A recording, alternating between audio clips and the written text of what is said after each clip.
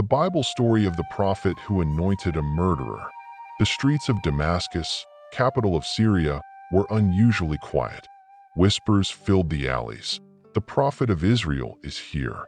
Elisha, the one who parted the Jordan. Why would he come to us? Elisha, now older, his hair streaked with gray, walked through the gate, not as a soldier or a king, but with a fire in his eyes that made even soldiers step aside. His journey was not one of peace. He was on a mission from God. At the time, the Syrian king, Ben-Hadad, lay bedridden in his palace. Fever had consumed his body.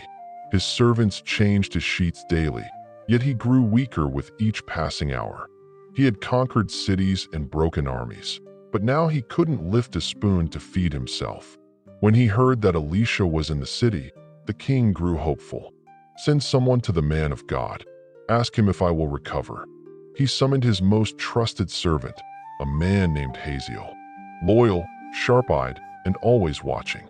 He wasn't born of royal blood, but his hands were on the wheel of power behind the scenes.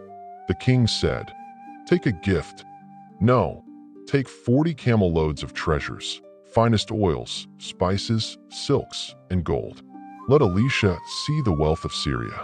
Ask him, will I recover from this sickness?" Hazael obeyed.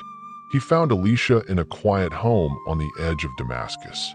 The room was dimly lit, with wind stirring the curtains. No guards, no display of wealth, just the prophet sitting silently. Hazael bowed respectfully and said, "My master, King Ben-Hadad of Syria, has sent me to you. He asks, will I recover from this illness?" Elisha looked up. His eyes didn't go to the camels or the gold. They went straight into the soul of Hazael. Then came his answer, oddly layered. "Go and tell him, you will surely recover. But the Lord has shown me, he will surely die." Hazael blinked, confused. How can both be true, he thought. Then something happened that startled him. Elisha stared at him, not for seconds, for minutes, unmoving, unblinking, a deep, soul-piercing gaze, as though he were reading every hidden page in Hazael's heart. Suddenly, tears rolled down Elisha's face. The mighty prophet, the fearless man of miracles, weeping like a broken father. Disturbed, Hazael asked, "Why is my Lord weeping?" Elisha whispered, voice trembling, "Because I know the horrors you will unleash on Israel. You will burn their cities. You will slaughter their young men with the sword. You will dash their infants to the ground. You will rip open their pregnant women." Hazael stepped back, visibly shaken. "What is your servant, a mere dog, that I could do such monstrous things?" But Elisha answered without blinking, "The Lord has shown me. You will be king of Syria." Hazael returned to the palace with more than just a prophecy. He carried a destiny. But Elisha's words echoed in his mind like thunder. When he entered the king's chambers, Ben-Hadad struggled to lift his head. "Well, what did the prophet say?" Hazael answered carefully. He said, "You will surely recover." He said just enough truth to silence suspicion and kept the rest to himself. But the next morning, before the sun rose, Hazael crept into the king's room. The guards outside were drowsy. The king was alone, breathing heavily, vulnerable. Hazael took a thick cloth, dipped it in cold water, and quietly approached. In one swift motion, he pressed it against the king's face. The old man thrashed beneath him, but his strength was gone. In moments, the mighty Ben-Hadad was dead. There was no scream, no blood, no sound but muffled breath, and then silence. By sunrise, Hazael sat on the throne. From that day, Hazael ruled Syria, just as Elisha had prophesied. And everything Elisha saw came to pass. Hazael led brutal campaigns against Israel. He slaughtered villages. He became the very beast he claimed he could never be. The man who once asked, "Am I a dog?"